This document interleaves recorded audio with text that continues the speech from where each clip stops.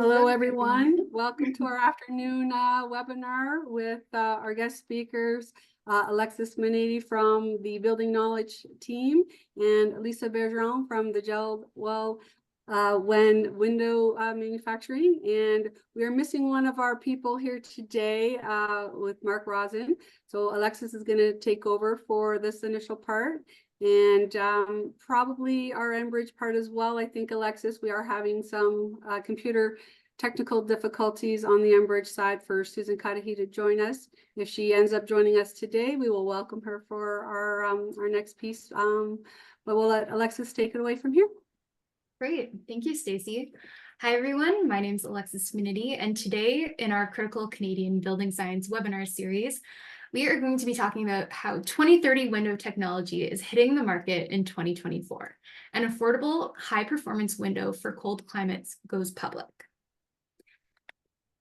So first, we're going to take a look at the agenda. We're first going to go through some introductions from myself, Lisa Bergeron. Stacy's going to walk us through some of the housekeeping rules. Then Lisa will do her presentation from the JELD-WEN side of things, giving us some background information on the product. Then I will walk through the study that we did for JELD-WEN Windows and discuss our modeling work, the analysis results, and then we'll save some time at the end for some question and answer. So Stacy, I'm going to turn it back to you for some housekeeping rules. Yeah, so in the bottom part of the webinar, you're going to see the Q&A button there and the chat feature. So what we like people to do is you're going to have lots of questions. We like you to put that in the Q&A tab that's at the bottom, and all other general comments can go into the chat feature.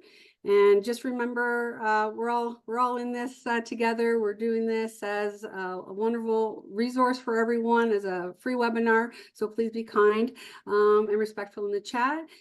This webinar is recorded, so you are going to get this as a resource email along with the presentation sent out to all those who have registered. And we also would like you to complete the Survey Monkey following the presentation, just giving us some feedback and any suggestions for future topics. And if anyone wants to turn on the closed captioning, that is also available with this webinar today. Wonderful. Thank you, Stacy. Now we are going to do some polls. So the first question we have is we want to know where everybody's from. We like to get a sense of where people are tuning into the webinar. We get really excited to see people across Canada, people from the US. So please fill this in for our team.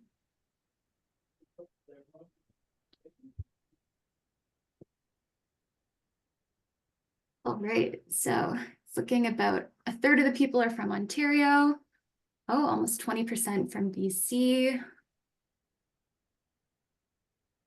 A few from the United States. Interesting. Yeah, we're getting a lot of representation from a lot of different provinces, so we're always excited to see that. Wonderful. Thank you, Stacy. So now we'll move on to our next poll.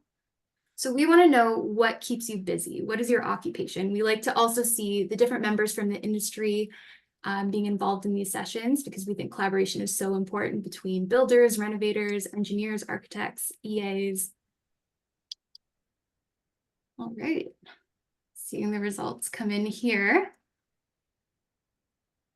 About a quarter builders. We're seeing some renovators, engineers, architects. 12% window manufacturers. That's exciting. It's really exciting to see the sharing of information that's been happening in our industry as of late, as everyone's trying to become more, strive towards energy efficiency goals, that sort of thing. So yeah, we're very excited for this session today. Wonderful. I think the poll has ended now. Thank you, Stacy. So now I'm going to hand it over to Stacy to speak on behalf of Susan Cudahy from Enbridge. Thank you, Alexis. So Susan is having technical difficulty, but she did want us to do the traditional acknowledgement. If you want to just hit enter on that next part for me, Alexis. Mm-hmm. The acknowledgement is for the land on which we gather, traditional and historical lands of the original people of Turtle Island, who have been the caretakers of these lands since time immemorial. Today, this gathering place is home to many First Nation, Métis, and Inuit peoples.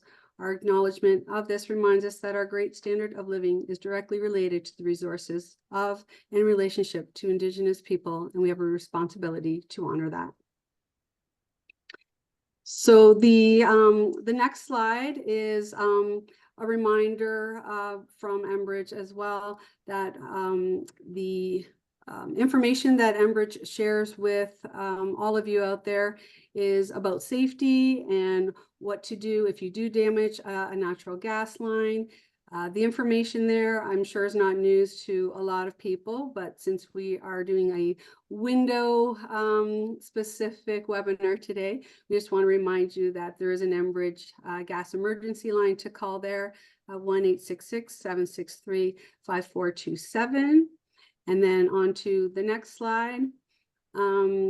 This is the new initiative that has come out of Enbridge Gas, is the support with Bill 165, Keeping Energy Costs Down Act. And this legislation reinforces the critical role of natural gas in keeping energy costs down and the importance of natural gas in Ontario's measured energy transition. Your ongoing partnership has been and will continue to be essential to ensure that new homes have access to reliable, affordable energy that is available now and that will continue to be available for years to come. As Ontario continues to grow, the government's efforts to build more homes faster will make homeownership more accessible and affordable. Those of you on this call will be the ones to make this happen, and Enbridge Gas is proud to be able to support and partner with you in this effort. Please reach out to your regional residential advisor on how Enbridge can support you in reaching your business goals. Thank you, and thank you, Building Knowledge and Lisa Bergeron, for letting us be a sponsor today. So that's on behalf of Enbridge Gas. Thank you very much. Thank you, Stacey. So now to just go through some introductions. Mark is not able to attend at this moment, but Mark is our Director of Building Science at Building Knowledge Canada. Him and I worked on this modeling work that I'll be sharing together. He has been a part of Building Knowledge for the past 2 years. Before that, he was at Building Energy Incorporated. He was the owner of the company. He's helped develop software tools, sits on several advisory boards, and continues to actively lead the industry towards positive change. And he was Ontario's Energy Advisor of the Year in 2013 and 2018.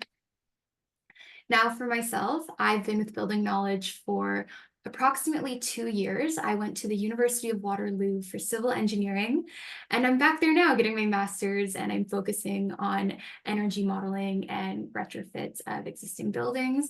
At Building Knowledge, I focus on carbon modeling. So a lot of my work is using tools such as the BEAM tool or the MC squared tool to do embodied carbon modeling of construction. And that's been really interesting work. I'm also in the building science team. So I do a lot of work with different manufacturers such as JELD-WEN, and this has been a really fulfilling project for us. We found it very interesting, the modeling results that we've achieved, and we're really excited to share them with everyone. So thank you for being here today. Now I will turn it over to Lisa for her introduction. Hello, everyone. So my name is Lisa Bergeron. I'm with JELD-WEN of Canada. I'm Director of Business Development and Regulatory Affairs. I've been with the company a very long time and served in different positions, but have been really working over the course of the last few years in developing products that will be able to take us to 2030 and beyond. So that's been my really scope and interest over the last couple of years. So without further ado, I guess we'll start. I'm very excited and pleased to be able to introduce you to this new product line that we launched last year. It's been, I want to say, almost a labor of love. We started working on this in 2020, and then COVID hit. So we put everything on hold, and then COVID persisted. And so at one point we said, well, we got to get this going. So we essentially started up again in 2021 and actually launched it in 2023. So excited to be talking to you about this. Next slide. So maybe a little bit of who we are for those who don't know us. Next slide. We're a large global manufacturer of windows and doors, but we're very well implanted in Canada. We have 3 window manufacturing facilities, one in Winnipeg, one in Toronto, one in Saint-Apollinaire. We also fabricate interior doors and distribute moldings also in Atlantic Canada. So we really have a national scope, and now with a new platform, we also have national distribution of products and are able to flex our capacity from one plant to another now. Next slide, please. Thank you, Alexis, for running the slides for me. So our objectives, next slide, for this this project was, you know, why embark in a major overhaul? Because it is quite, you know, change is difficult at any time, and you know, change in 3 different plants is an arduous task. But energy codes were really pushing us to move towards you know, a better product. You know, consumers and markets were demanding for more contemporary design and higher performance. We had multiple casement systems that were made in the different plants. And one of the things we learned through COVID was that, you know, if we didn't have a common platform, we weren't able to flex our capacity. And we had, I want to say, lost opportunities in some areas of the country. So being able to, you know, offer builders and our customers a reliable source of product with the, you know, with the same quality throughout was very important to us. And then, you know, we had product inconsistencies, challenges for supporting warranty claims. So for us, our current state was really inefficient and not really favorable for lean manufacturing. The government at the time was also not really backing down from the 2030 their aspirational goals of having a 0.82 window by 2030. So that was what essentially drove us to go towards that target. Next slide, please, Alexis. So this essentially tells the story of, you know, you know, evolution of the window performance over the last 20 years, from 2010 to 2030. You can see how, you know, the Energy Star program, I believe, started in 2004 and essentially did what it was supposed to do, drive the market upward and to build better products. And traditionally, every 5 years or so, there's a change in code, and there's also a change in Energy Star. So as you know, as the government was telling us that they were going to go to 0.82, we started looking at you know, how much product we had. And if you go to the next slide, please. Back in 2021, when we did this exercise, we were looking at, you know, if we do nothing, what happens? And this kind of paints a picture that if you know, based on U values alone, we weren't talking about ER values, we were just talking U values. We were going to have, you know, by the year 2030, if we did nothing, practically no windows to sell to meet code. So that was obviously unacceptable for us. And hence we embarked on this journey. So if you go to the next slide, please. And then again, what we essentially did was take the features and benefits of our 3 existing product lines and tried to see what we absolutely needed to have. And one of the things that we discovered through our journey was that for our customers and certainly our sales team, the importance of having an interior, a product that could be serviceable from the inside, from the interior, was really key. And so we also wanted to be able to attain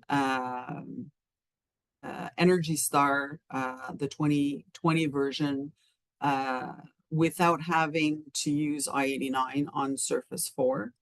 And and we also wanted to do everything with regular technology. So there are technologies out there. There's foam filling. There's there's vacuum glazing. There's Krypton. There's a lot of technologies that are out there. But our goal was to design a window that we could commercialize and deliver to customers at using regular technology at an affordable price. And that was, vacuum glazing is really cool, but it's very expensive. And, at the end of the day, if you have a great looking product on paper, but you can't sell any, then you're doing everything for nothing. So that was our motivation behind this. But again, glass stop, interior glass stop. So interior, being able to service it from the inside was a huge feature. And there are lots of products. There are some, not lots of products, but there are products out there that do get to these low U values. But for the most part, they're either using really expensive gas or they're using an exterior. And I might say sometimes they're using exterior glass stop. So it's a little bit for us having to service it from the inside was a big thing. So if you go to the next slide, please, Alexis. So one of the things we did was we had in our 3 plants 9 profiles that we were making for the casement, awning, and fixed. And when we did our design, which was done over the course of many months with many, I want to say, customers, our engineering partners, our simulation partners, our lab partners, were all involved in this project with us. We knew that I want to say the sweet spot for getting, I always call it my unicorn sandbox, my white unicorn sandbox. And the sandbox was to have a profile that was about 60 millimeters in height. And so when you looked at our old systems and the new system, that's where we were in the 79 to 82 range. And now we had to go down to 60 inches. That was really the sweet spot in order to be able to get to do to get to a 0.79 or 0.82 window without having to use, like I said, foo-foo technology that was either expensive or not really tested. So when we did this, we also started to look at the fixed frame, the fixed direct set frame, and noticed that it was within, I believe, like it was 6 or 7 millimeters difference. And so we really couldn't get ourselves to our head wrapped around having to keep an extra profile for 6 millimeters. And so we decided to simplify our offering, and now we have an operating casement and a fixed casement. And so the sight lines are always the same. The sight lines are always aligned. We don't have any problems with grill alignments anymore. Between a direct set and an operator, there's no misalignment anymore. And so it solved a lot of problems for us. And like I said, if the difference had been a little bit more, maybe we could have done something different. But for us, it was a no-brainer. Next slide, please, Alexis. Again, so when we designed this product, one of the features or one of the results was that for versus the old product that we had, and this is applicable to all 3 collections that we used to deliver in Canada. So we had a 3-point gain on ER value in dual glaze, which allows us to be Energy Star qualified on dual glazed without using I-89. A 3% U value improvement on dual glazed, just regular dual glazed. On the U factor side, when we went to tri-pane, 15% improvement on tri-pane with 1 low E, almost 19% on tri-pane with 2 low E's, and a 3 low E was almost 23% increase. So that for us, that was key, that without adding a lot of cost, and in some cases adding no cost, customers were going to get a much better window and a much better comfort. So if you want to go to the next slide, please. So this essentially showed what we literally did was remove about 20%. We lowered our profile by about 20%. So there's no there's no difference in vinyl for some people were afraid that we were gonna skimp out, but in reality there's the same amount of vinyl in this new 60 millimeter frame height window than there were in the other profiles before. All this does is give us just more glass and increased visibility. So 60 millimeters was really the I want to say magic number for us. Next slide. So this gives us we have a JELD-WEN. I want to say we believe that every there's a window for every application, and so I don't necessarily discourage people from using the ER path or using the U value path. It really depends on the design of the building, the size, the window to wall ratio, the orientation. So there's really a window for every application. So on the high ER side, we have the SunFlow in that's available. Essentially, it's the equivalent of low E 180. SunStable is more mid-range, low E 272. And then the SunResist is the triple silver product. So we have a real breadth of offering for whatever projects you guys may have. If you go to the next slide, I think we have the fixed numbers, which are essentially much of the same. Then if you go to the next slide, one of the things also that we did with this product is we actually got a much better structural performance numbers, and we also make a larger window. So we used to, our max in all 3 plants was 36 by 72 or in that range. And now we do a 3678, and we get a PG 65 CW rating on the single unit. So we were quite impressed, even though it has a smaller sight line. It's again, the volume of the vinyl has not changed. It's just been distributed differently, if you will. And we also have really good assembly numbers as well for mulled units. So that was good. The next slide, please, Alexis. Another thing that we have is really good STC ratings. We have STC ratings that get up to STC 40. And we don't have all of them now all tabulated. We're still doing a few tests with certain configurations, but our sales team is really equipped with the information for whatever project you may have. Now, when we talk about STC ratings, I do want to put the caveat that tri-panes help with the STC ratings, but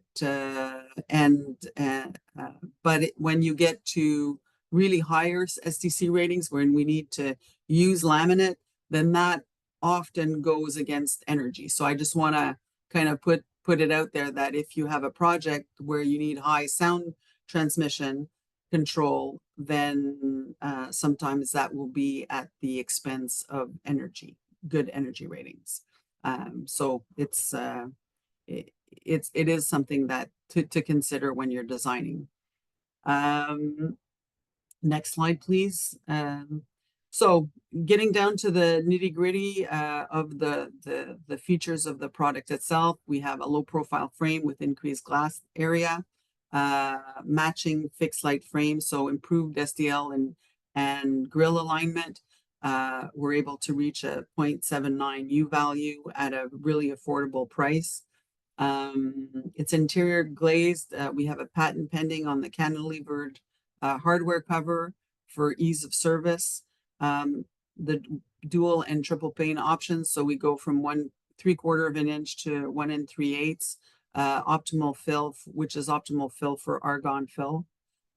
We have an integrated drywall return, and we do have a 3/4 adapter available. If you'll go to the next slide. We have a clip and frame installation, and I forgot to add that we also have flange installation for the Western market. Standard contemporary multi-point lock. Flex screen is a new feature for us. So the flex screen is essentially a screen that has no aluminum contour. It's a flexible steel bar that goes into a cavity, so there's no screen protruding from the sash itself. It's quite nice and appreciated by customers. Our max size is, as I mentioned, 36 by 78, and we have heavy duty hinges to support the tri-pane when we get into those larger sizes. We have a concealed snubber, so a really clean look from the outside.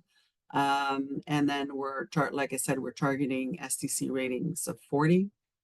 If you go to the next slide. So with this platform, one of the things that we wanted was to have a platform that was versatile and that could grow. We have in certain parts of the country and even in the US, a pretty healthy market in aluminum clad vinyl. So this platform is meant to be able to grow. So last year we introduced the vinyl version, which was launched in 2 plants last year. This year in our 3rd plant. We also launched the hybrid version in March of this year, and so we're currently making that product now in Saint-Apollinaire, in our Quebec City plant.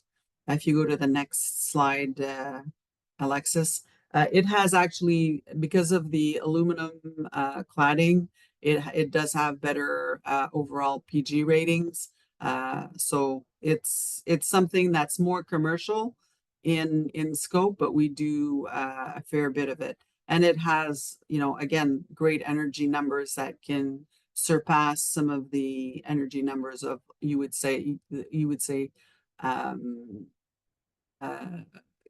could compete obviously easily against a full aluminum window that you could see in some of these larger projects. So we have a healthy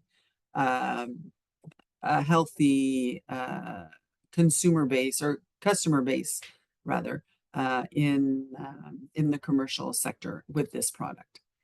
If you go to the next screen, so this just essentially shows how we're able to service the product.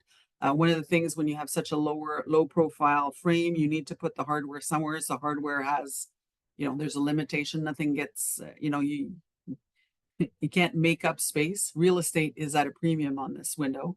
So we essentially, we had initially designed it as others had, with an exterior glass stop. What happens when you have an exterior glass stop on a casement window and an interior glass stop on a fixed is that when you're in dual glazed, your sash, or not your sash, but your glass is not is not on the same plane. They're essentially off by half an inch.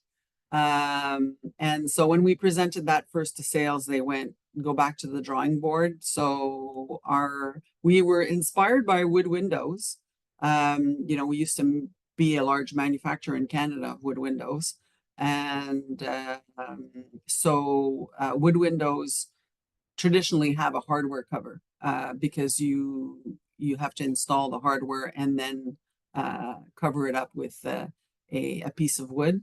So we designed our hardware cover to incorporate, like I said, that so that it's extremely easy to remove if you know what you're doing, but is very robust so that even if you put your weight on it, it holds up. So our technicians are able to remove the glass from the interior without needing, scaffolding or anything like that. So it's without having to remove the sash or anything like that either. So that's good. If you go to the next slide, please, Alexis. This is just something for, one of the overall features and benefits. It's a little cheat sheet that we give our customers. One of the things also that we introduced with this window was finish shield. We used to do paint. We still do paint for special colors, but one of the things that we wanted to go to was laminate. We use the Continental Cool Max Plus, which is in our experience, and we've done a lot of testing on it, is the most robust and stable laminate. We have, so it provides more durability and obviously very little to no heat buildup. So we're able to, do dark colors with, I want to say, peace of mind. So, so this just gives you an overview of what things we offer. But I thought finish shield, I hadn't spoken about that. That's a neat feature that we offer with this window as well this year. If you go to the next slide, please. I also want to talk about customer care. That's one thing that we have, I think, if you go to the next slide,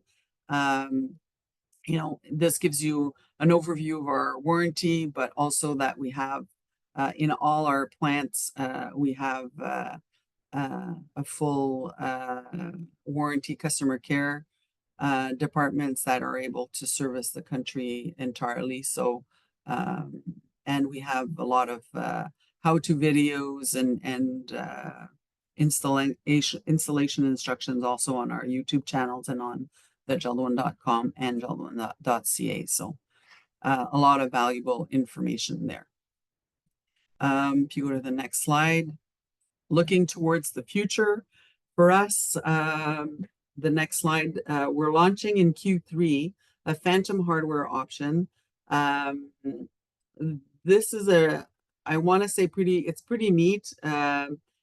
Essentially, instead of having a multi-point on a casement window, you have a multi-point lock.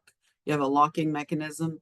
Essentially, there's a lever underneath the operator that swings from left to right, and that essentially unlocks the window. So it makes for a nice, clean look. I think that in some cases, although the multi-point lock is very low, sometimes this is an easier fix, and when it's in lock position, you can't obviously open the window at all. But so this is a neat feature that we're going to be integrating to our offering as an option in Q3. If you go to the next slide, in Q4 we are going to be launching the aluminum clad interior. So as I was saying, we do the aluminum clad exterior, and as this is a platform that can grow, our objective was to make this a exterior, a vinyl window. So it's a vinyl window at the core. The vinyl window is doing the heavy lifting, if you will. We have now we offer an exterior cladding, aluminum cladding, and now we're going to offer an interior aluminum cladding. The phantom hardware will be standard on the aluminum cladding. So as you see, very, very sleek. We feel that it's going to be a great commercial look with excellent energy efficiency. We're going to have two finishes, interior clear anodized and black, but the sashes will always be black. If you go to the next slide, and then coming in early 2025, we hope before the end of Q1, we will have an alternative to a wood window. So energy efficiency with the integrity of a vinyl frame. Essentially, again, same thing. We're going to have a phantom hardware, so no lock on the window. And it is the same vinyl window that I was showing you earlier at its core, but essentially aluminum clad on the exterior and wood on the interior. So for those who like the wood, who like the wood, the feel and look of wood, but want the energy efficiency, you can, wood windows are. When I started, we only made wood windows, and they're great, but they, to get them to the energy efficiency that we require, or that we're going to require in the future, is going to mean a lot of adding and adding costs, and so for us, this is a way of getting the look of a wood window without the trouble, and getting the great energy performance as well. So that's going to be coming early 2025. And so if you go to the next slide, we needed to understand what this new window meant for builders and code compliance. And so, in 2015, we partnered with Building Knowledge, and we did our window to wall ratio study, which some of you may have seen. We've I want to say at this time almost milked it to death, but it was a real aha moment, like a water cooler moment for us. It was, windows do have a great impact on the building envelope, and we are the biggest opportunity. So what we learned again was that at 13% window to wall ratio, one should consider a tri-pane before putting 1 inch of foam.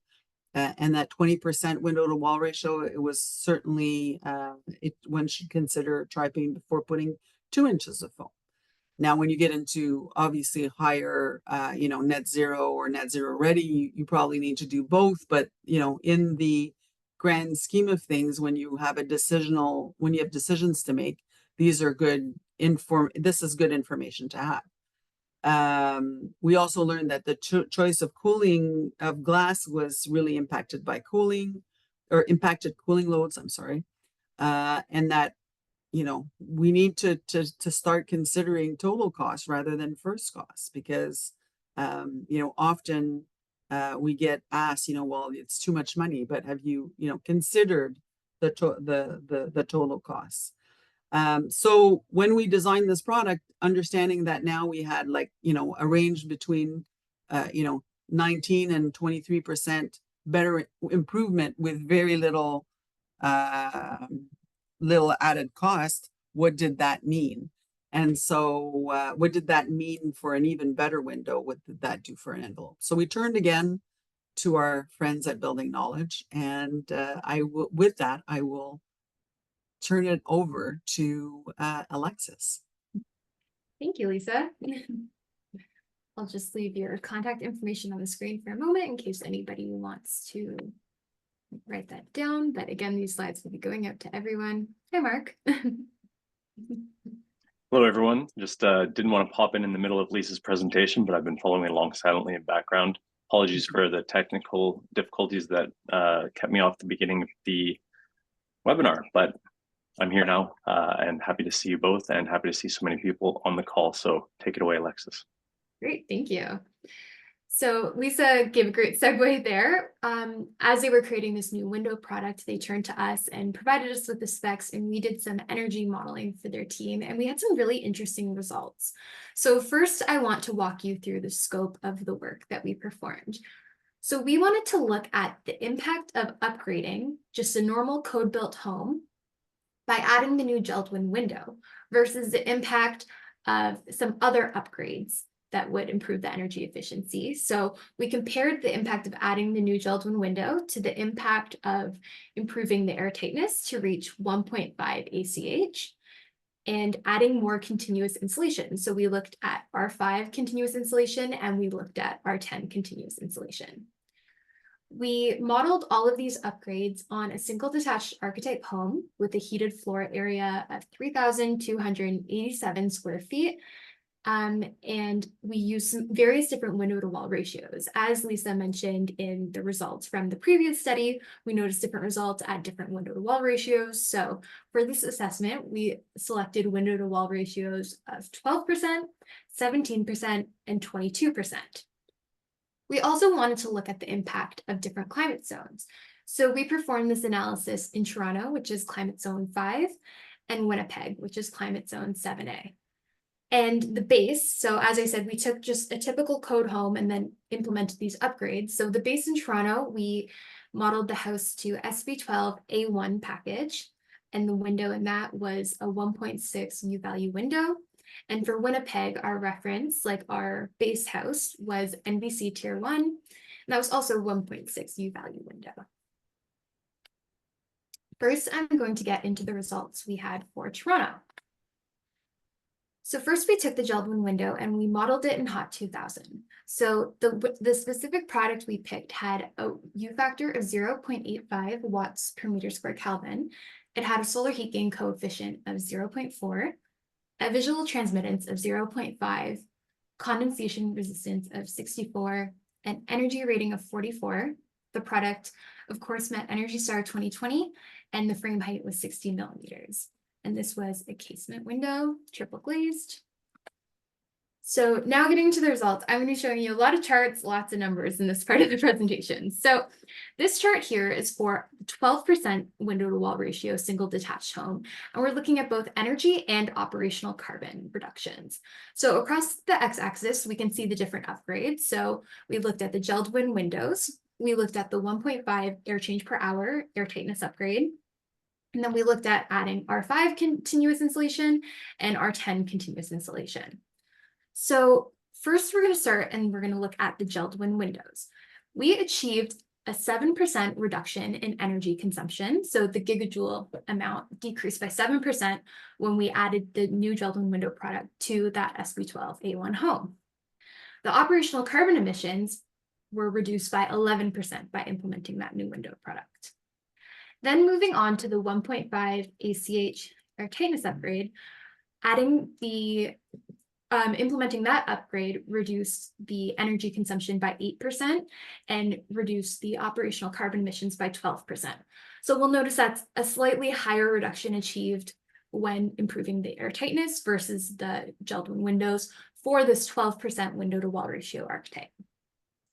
Then when we added R5 continuous insulation, we achieved a 4% reduction in energy consumption and a 6% reduction in operational carbon emissions, which is not as significant of a reduction as the JELD-WEN window product achieved. And for R10 continuous insulation, we achieved a 7% reduction in energy consumption and a 10% reduction in operational carbon emissions. So based on this graph, we can see that by upgrading the SB12A1 home with the JELD-WEN window product, we are achieving a more significant reduction than by adding R10 continuous insulation or R5 continuous insulation. And it's very close to that 1.5 air changes per hour reduction. So now we've looked at the 12% window to wall ratio for the single detached archetype. So now we're going to increase that to the 17% window to wall ratio. And as we can see the results, this graph is in the same format as the previous one. But now at this larger window to wall ratio, we're noticing that the JELD-WEN window upgrade has a more pronounced impact. So now we're achieving a 9% reduction in energy consumption and a 15% reduction in operational carbon emissions. And when we compare that to the 1.5 air changes per hour upgrade that previously had a larger impact than the JELD-WEN new window product, we're now seeing that it only has an 8% energy consumption reduction and a 12% operational carbon emission reduction. So now this is the most significant upgrade, because as we noticed for the 12% window to wall ratio, we're still noticing the same trend where the JELD-WEN Windows has a more pronounced impact in both energy consumption reduction and operational carbon emission reduction than the R5 continuous installation and the R10 continuous installation on that OBC SB12A1 home. Now we're going to increase the window to wall ratio even more. So now we're at 22% window to wall ratio. And at this largest window to wall ratio that we analyzed, we're seeing that the JELD-WEN new window product has an even more pronounced impact. So now we're seeing an 11% reduction in energy consumption and an 18% reduction in operational carbon emissions. That compared to the air tightness, which is 7% reduction in energy consumption and 11% reduction in operational carbon emissions. And again, as we can see when comparing with the two different continuous installations, the R5 and the R10, the JELD-WEN new window product has a much more pronounced impact. So now let's look at all of those results together. This line chart is, I think, a really helpful way to compare all of the data. So here we're only looking at energy consumption. Before we were looking at energy consumption and operational carbon emissions, so we'll get to that in a minute. But on the y-axis of this graph, we can see the energy consumption in gigajoules. And then on the x-axis, we see the different window to wall ratios. So we're comparing the energy consumption at the different window to wall ratios. The dark blue line at the top is showing the SB12 home with no upgrades applied. And we can see that has the highest energy consumption at any window to wall ratio, obviously, because we haven't made any upgrades. Then once we implement that R5 continuous installation, we notice that that significantly reduces the energy consumption, but it is still higher than all of the other upgrades. Then when we move to the R10 continuous installation, that's this lighter blue line, it still has a higher energy consumption than both the JELD-WEN Windows and the air tightness. And as we noticed on those bar charts, looking at the air tightness, which is this gray line, the 1.5 ACH, and the JELD-WEN Windows, at a lower lower window to wall ratio, so around approximately 14% is where these two lines intersect. So below the 14% window to wall ratio, we do notice that the 1.5 air changes per hour has the lowest energy consumption, but to the right of that, so to the right of this vertical line here that shows the crossover point, the JELD-WEN new window product has the lowest energy consumption than all of the other upgrades that we've considered, and only the 1.5 air changes per hour surpasses that when you're below that 14%. So I think this is just a really interesting way to look at it. And we have the same graph for operational carbon. So here we're comparing the operational carbon. So this is the tons of carbon dioxide equivalent emitted per year compared to the window to wall ratio. And we notice a very similar trend. So obviously the SB12 home has the highest operational carbon emissions. Then when we add the R5, that's when we see the yellow line. So we do notice a reduction there. Then the lighter blue line is the R10, and that still has higher operational carbon emissions than the JELD-WEN new window product and the 1.5 air changes per hour. And for operational carbon, around 13% is where we notice those two lines intersecting. So below 13% window to wall ratio, only the reduced air tightness has lower operational carbon emission than the JELD-WEN Windows. And above that point, we see that the JELD-WEN new window product has the lowest operational carbon emissions for any window to wall ratio above that 13% mark. We also ran the same analysis for Winnipeg because we wanted to compare the results in a different climate zone. So first, I'm just going to do a little refresher on the new window product specifications that we used. So starting with the U factor of 0.85 watts per meter squared Kelvin, the solar heat gain coefficient was 0.4, and the visual transmittance was 0.5. Again, this meets Energy Star. So we're using the same window product, but on the same single detached archetype in Winnipeg. So I did exclude the bar charts as This kind of summarizes all of that data here. We didn't want to get too repetitive on you. Didn't want anyone's eyes glazing over at all of my charts that I have too much fun making, but here we're looking at the energy consumption versus the window to wall ratio. So we have the energy consumption in gigajoules, and this one is very interesting compared to the Toronto one because we notice a lot of the same trends, but at the end, I'll point out something different. So again, we notice that the SP12 home has the highest energy consumption, followed by the R5 continuous insulation, followed by the R10. But here we notice that regardless of the window to wall ratio, the JELD-WEN window product has the lowest energy consumption. So that orange line here is the lowest in terms of energy consumption on the y-axis at any of the window to wall ratios. So we don't notice that same crossover. And this is due to the colder climate that we see in Winnipeg than Toronto, looking at climate zone 7A versus climate zone 5. So that was a really interesting observation for us, noticing that the new triple glazed windows were the best upgrade, no matter the window to wall ratio that we're looking at. And we noticed the same thing for operational carbon. So we see here again, this JELD-WEN Windows product is this orange line, and no matter the window to wall ratio, it has the lowest annual operational carbon emissions. And here we notice the air tightness is very close to the R10, this lighter blue and this gray line. But yeah, we found this very interesting to see that the JELD-WEN new window product had the lowest operational carbon emissions here regardless. So now I'm just going to do a quick summary of the results that were presented in those graphs. As I know, I'm going through them kind of quickly. So for Toronto, we noticed that above that 13% window to wall ratio, the new JELD-WEN window products represent better energy performance and lower operational carbon emissions than the other upgrades considered. But if we're below that 13% window to wall ratio, only the reduced air tightness has a better energy performance and lower operational carbon emissions than the JELD-WEN windows. So very promising results. And for Winnipeg, no matter the window to wall ratio, the JELD-WEN windows showed better energy savings and lower operational carbon than the other upgrades considered. We found that investing in better windows yielded the better energy savings than the R10 wall insulation for all window to wall ratios investigated. And we thought that was really interesting to see that the JELD-WEN window product line on that graph that we just looked at was consistently under the R10 continuous insulation. And we thought that would be an interesting way to inform decision making. And in colder climates like Winnipeg, the JELD-WEN windows are always going to save the most energy on the build. Now we're going to move into a case study that we performed for the team at JELD-WEN. We again looked at a 2-story single detached archetype home, and we used a 20% window to wall ratio and the same conditioned floor area, which was 3,287 square feet. And these results are specifically going to be in Toronto that I'll be showing. For this case study, we did select a slightly different window out of the list of products Lisa previously showed us.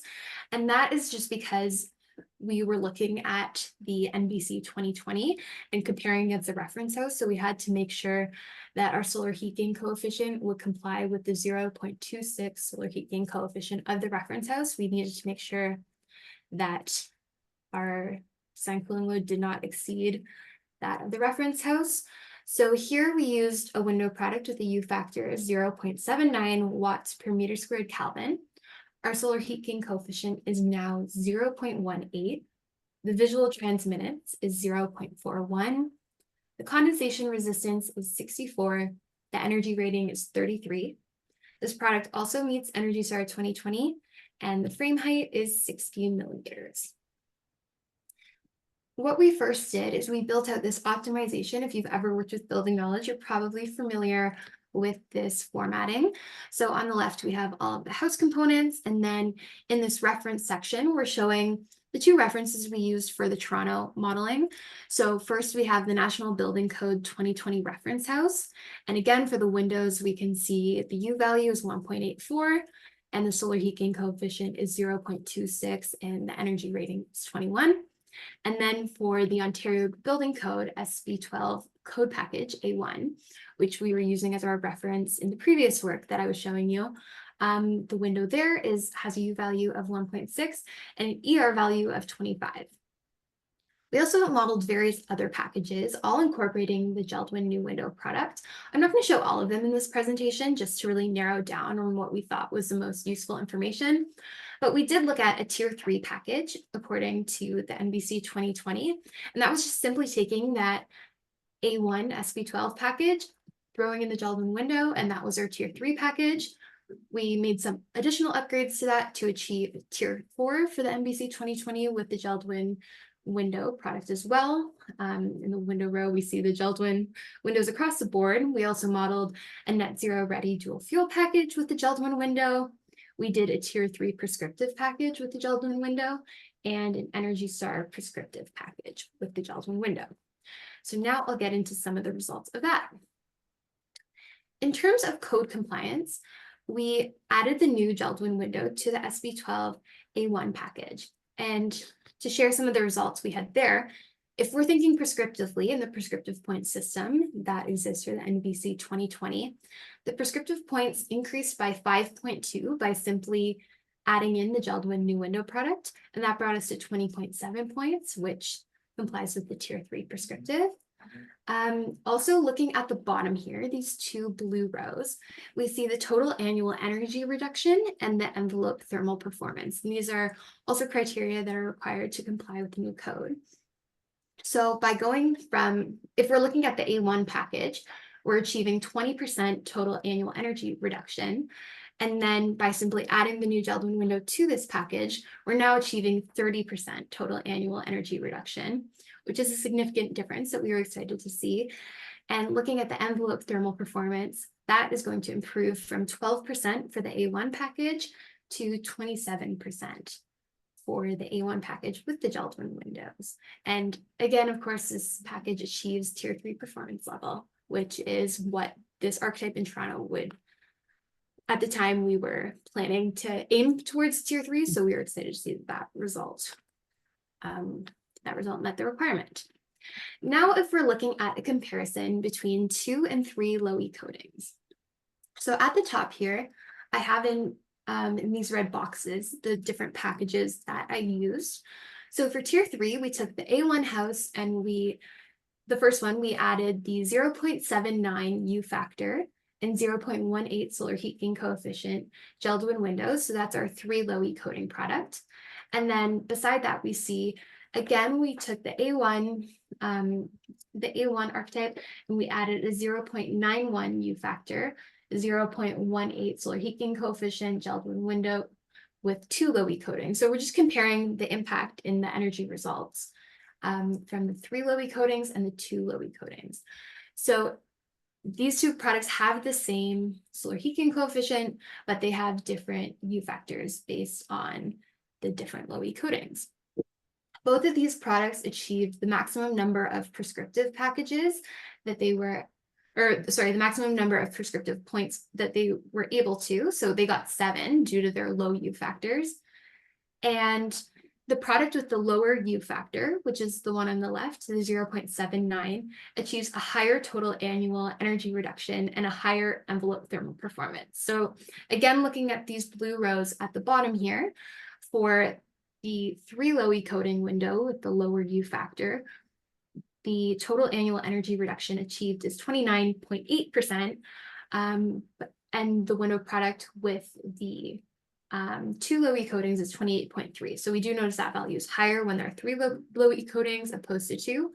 And for the envelope thermal performance, we again notice that with 3 low E coatings, we're at 27.3.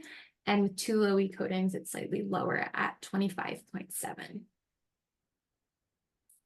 Now we're going to look at some carbon emission results.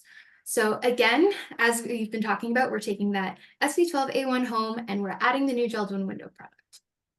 So first, we're going to look at the % reduction in operational carbon emissions relative to the SB12A1 home. So by simply adding the JELD-WEN window product, we see a 6% reduction in operational carbon emissions. And then below, we see a 1% increase in embodied carbon emissions by moving from a double glazed window to a triple glazed window. So we notice that although we do see a slight increase in embodied carbon, it is paying off because we're seeing a 6% reduction in operational carbon, and we'll get into that more specifically in a moment. But then when we also look at an Energy Star prescriptive package with that new JELD-WEN window product, we see a 19% reduction in operational carbon emissions and only a 5% increase in embodied carbon emissions. Lastly, we modeled a CHPA net zero ready dual fuel home with the new JELD-WEN window product, and we realized a 65% reduction in operational carbon emissions, while there was only a 14% increase in the embodied carbon emissions. So we're kind of looking at the payoff between the two. And to do that, to really focus in on just the new window product, we're going to look at the impact only by adding the window. So comparing an SB12A1 home with a code window versus the SB12A1 home with the new JELD-WEN window. So I calculated the payback because we essentially have to increase our embodied carbon, get that extra pane of glass in all of our windows up front to allow us to have reduced operational carbon emissions every year that the house is in operation and those windows are there.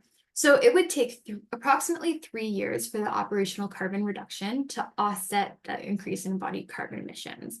And this is really promising. This is exciting to see that although there is a slight increase of embodied carbon, we have to play that game, kind of working between the two, that give and take. So we like to look at the payback, how long it'll take to offset those increased emissions, and 3 years is a really promising result. So we were excited to see that as well. Next, we looked at the cooling load reduction by adding the new JELD-WEN window product. So there was a 39% reduction in cooling load relative to the SB12A1 home when we added the new JELD-WEN window product. And to be consistent with the previous slide, we also just showed the results for an Energy Star prescriptive home and a CHPA net zero ready dual fuel home with the new JELD-WEN window products, of course, and a 40% reduction in cooling load was achieved. Now we're going to expand on that, and we're going to look at air source heat pump tonnage and duct sizing. So Jason from our team helped Mark and I out, and he performed some HVAC calculations for us on this archetype home. So first we looked at the SB12A1 home with an air source heat pump. We wanted to compare the impact of the house with an air source heat pump to the house with an air source heat pump and the JELD-WEN window products. So the SB12A1 house with the air source heat pump had a design heat loss of 41,821 BTU per hour and a design heat gain of 44,382 BTU per hour. By implementing the new JELD-WEN window product, we noticed that 41,821 was reduced to 34,791 BTUs per hour. So we realized a significant reduction there, and the design heat gain reduced from 44,382 to 25,561 BTU per hour. He also looked at the duct sizing. So the duct size went from 28 by 10 down to 24 by 8, which was really encouraging. And the most exciting result that we noticed was we could go from a 4-ton air source heat pump to a 2.5-ton air source heat pump just by adding the high performance windows. Now we're going to move into thermal comfort. This was really important when looking at high performance windows because the choice of windows can greatly impact the perceived comfort by the occupant in their home. So a high U value, which is a low energy performance, we want windows with low U values, can make for more heat loss and discomfort in the winter. So radiant heat loss is increased in that scenario, and heat is pulled off the skin faster towards the window. Heat transfers from hot to cold. So the heat from your skin is pulled off towards that cold window with the with the high U value. So that's something to consider in winter conditions, especially when looking at an archetype home located in Toronto. So we want to look at the U value. And then another thing we want to look at is the solar heat gain coefficient, because high solar heat gain coefficients allow much more heat from the sun through. And this causes overheating of surfaces. And in a home that's highly insulated, overheating can occur in rooms or areas with lots of windows. So what we did is we used the cardinal glass calculator. First, we looked at a code window. So this is the NBC 2020 reference house window. with a U value of 1.84 watts per square meter Kelvin and a solar heat gain coefficient of 0.26. So this is it. This is just a screenshot of the product modeled in that cardinal glass calculator tool. And then you can select the different window size. So first I started with a large window. And it shows you the conditions in a winter night, because as we talked about on the previous slide, in the winter, the U value is relevant, and we want to make sure that there's not too much heat loss. And in the summer, the solar heat gain coefficient is relevant because we want to make sure there's not overheating. So for this code window, on a winter night, the conditions are not favorable. A lower U factor is desirable because the cold weather thermal comfort is compromised when the occupant is near the window. On a summer day, these conditions are acceptable because the solar heat gain coefficient is low enough to provide hot weather comfort with the shades fully open. So based on the winter conditions not being favorable, this code window product would not be comfortable for the occupant.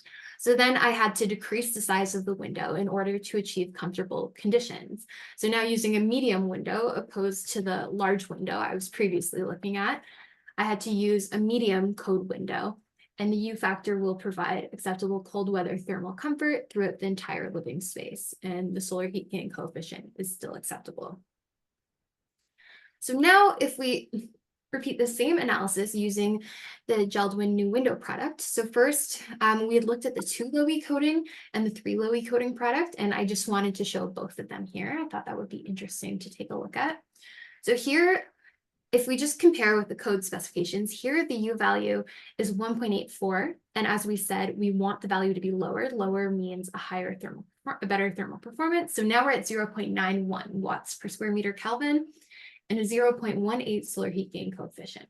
So again, I've modeled the product in the tool.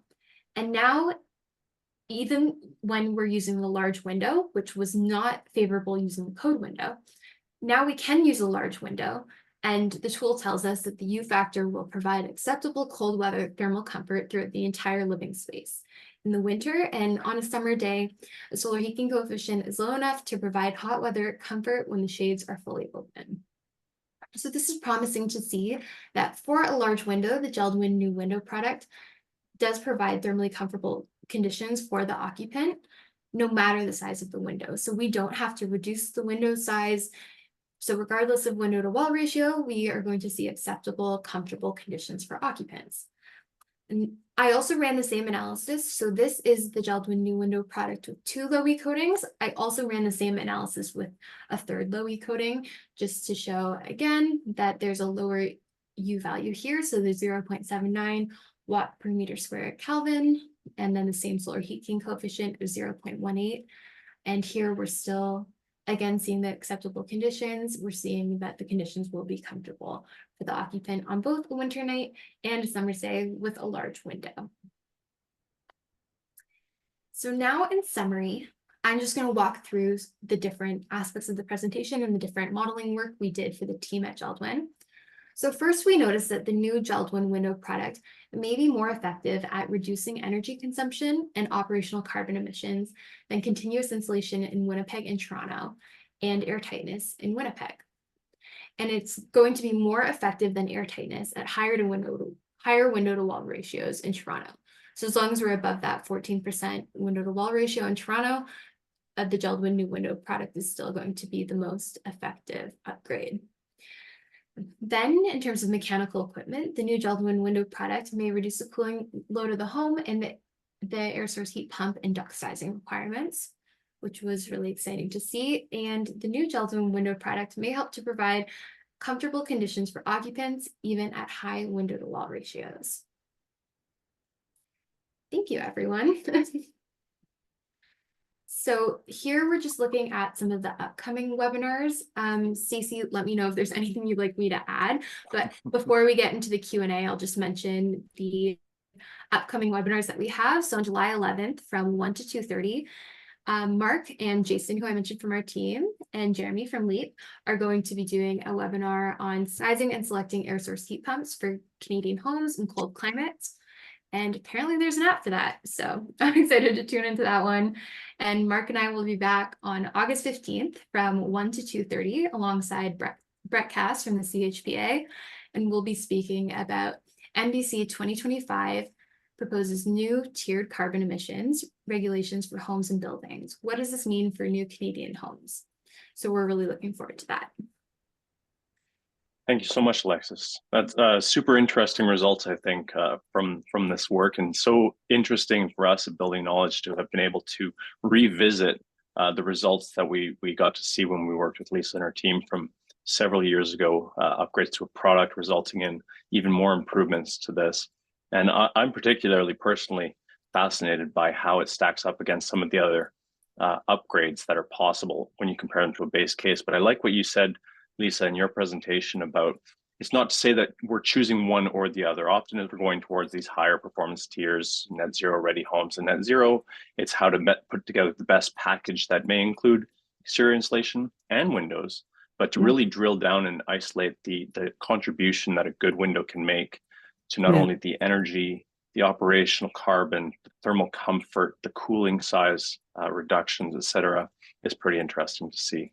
So I'd like to start by saying thank you both very much for presenting all of that excellent content for us and for covering for me in the first few minutes of the presentation as I dealt with issues on my end of things.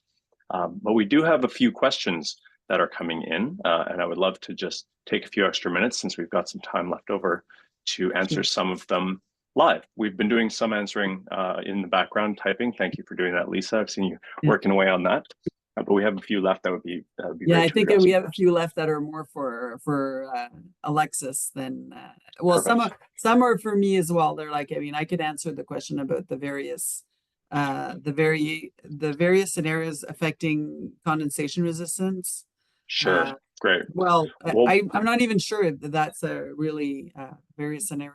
Yeah, I don't know. Well, why don't we start there, Lisa? So the question for the rest of the audience is, how do various scenarios affect condensation resistance and radiant comfort via ASHRAE 55, which is the comfort standard? So Lisa, I don't know if you want to comment on that. I can just, you know, versus the NFRC, so the way the in North America on the NFRC side, there is CR rating, so condensation resistance rating for every window.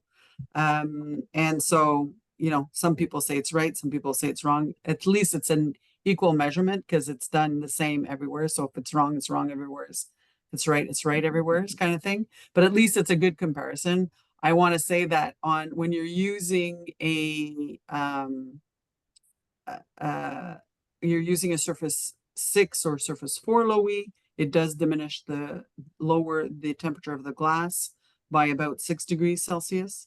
And so you will see more condensation, especially in a dual glaze unit. In a triple glaze unit, a lot less, which is why we opted for offering it only in the triple pane. We have not offered the I-89 or any kind of surface 4 low E on a dual glaze unit because we know that it's a problem. And I get you know, from across North America, especially obviously the northern part of North America, but we get you know, it's a problem. It's in the winter conditions, a surface 4 low E will give you more condensation risk, if you will, than a surface 6 will on a tri-pane.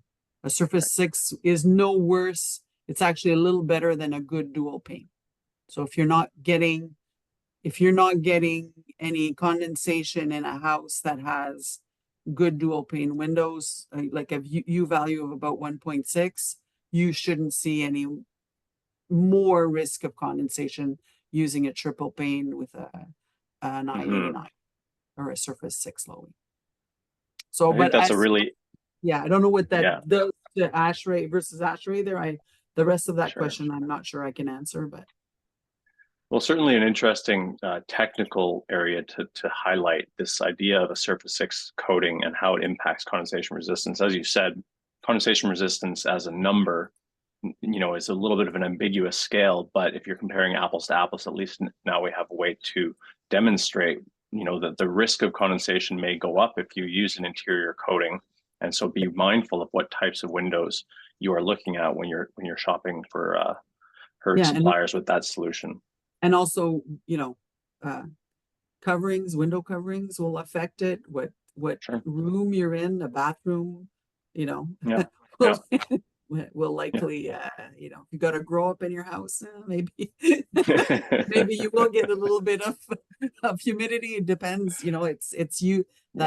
Humidity is very different. Is very difficult to Sure. pin down. Certainly, we've seen, you know, anecdotally working with builders and in the studies that we've looked at, generically speaking, as you move to higher and higher performance windows, especially triples, not only does the risk of discomfort go down to near zero, but the risk of condensation tends to do the same. And in, you know, in the right climate zone scenarios and with the right level of high performance triple windows, we see that we're able to move away from some of the traditional methods of dealing with the risk of condensation, like registers under windows or concerns about window coverings. Performance of the windows tends to help reduce the risk in those scenarios. So very interesting stuff. So a question for you, Alexis, in the chat, just some questions about the technical reasons or the approaches to the studies that we did. The first one is about the window to wall ratios in particular that were chosen, 12%, 17%, 22%. Any particular reason for these threshold values? Yeah, so within the study, we actually looked at 2 different archetypes. We just focused on the single detached one for the purpose of this presentation, just so there wasn't too much information coming at everyone. So I believe the reason we kind of wanted to represent like a lower window to wall ratio, like a mid-range, and then 22% on the higher end as a different pathway is required for energy compliance when with the Ontario code. So we wanted to make sure we represented a project that was a 22%, as at Building Knowledge in our office, if someone is coming and looking to build a 22% window to wall ratio home, they have to take a separate compliance pathway. So we wanted to make sure we represented that higher threshold that was set by the Ontario Building Code. Yeah, I think that's important to highlight. The 17 and 22% numbers, especially, we see that in SB 12 already as sort of bracketing the reference house and controlling your compliance pathways. We see the National Building Code also looking at those percentage values as thresholds in some of the changes that are coming. So I think they were representative of sort of, you know, the center of the bell curve in terms of the window to wall ratios we see in practice, but also aligning with some of the code work that we see often come through the office. So that's very interesting. A question about the carbon slides in your presentation, which I think we were anticipating some questions about the carbon analysis. The question is, did Building Knowledge assess a lifetime carbon comparison as well as operational carbon for this study compared to a dual pane window? And if I can interpret the question a little bit, I'm going to suggest maybe the question is, does a high performance dual pane window have a different balance of maybe this return on carbon investment or life cycle span? Was that really in this scope, or is that work to be done still, do you think? That was out of the scope of this work specifically. I also wasn't sure when you were asking about lifetime carbon, I was just reading that question as well. So just to explain how we did that analysis, I wanted to add some context there. So we used the material carbon emission estimator tool from NCAN. And in that tool, we are really excited for more information to come out to be able to assess the embodied carbon emissions of windows, because right now, like, we were really looking at the number of panes of glass and the framing material, and that's the information that we currently have in the residential construction industry to quantify the embodied carbon emissions of windows. So we're hoping to see more information on that. But when looking at high performance dual pane windows, I really can only base the results I provide on the number of panes of glass and the frame material. So we've had some really interesting conversations with different industry members who are working towards that. But at the moment, that's all we were able to do. And that was outside the scope of this work right now.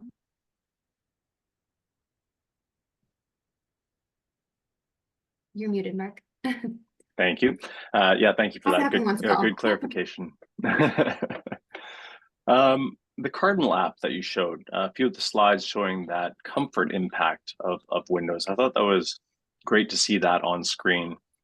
Certainly, it was nice to see how the size of window also mattered. And I think that's critical to observe.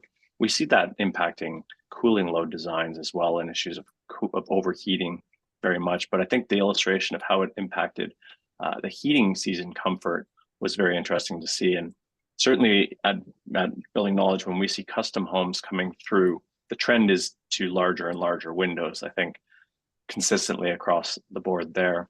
There was a question just asking for the name of this app. Is this an app that can be accessed by just anyone if they're looking for this online? Yes, it is. I'm just looking up the name right now to make sure I get it right. I believe it's a Cardinal Glass Energy and Comfort Calculator, but they have a couple different tools, but it should be on their website. Maybe.